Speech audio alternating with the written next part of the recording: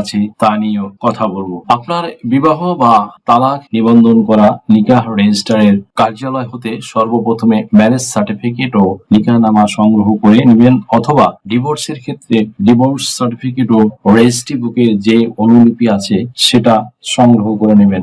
And then হচ্ছে যে একজন নোটারি পাবলিক দ্বারা নোটারি করে নেবেন। ম্যারেজ সার্টিফিকেটের ক্ষেত্রে আপনার মোট 3টে কাগজ সংগ্রহ করতে হবে। 3টির মধ্যে প্রথমটি হচ্ছে একটি বাংলা নিকাহনামা, পরবর্তীতে ইংরেজি নিকাহনামা, এবং তৃতীয়টি যে ডকুমেন্টসটি আছে তা হচ্ছে একটি ইংরেজি ম্যারেজ সার্টিফিকেট।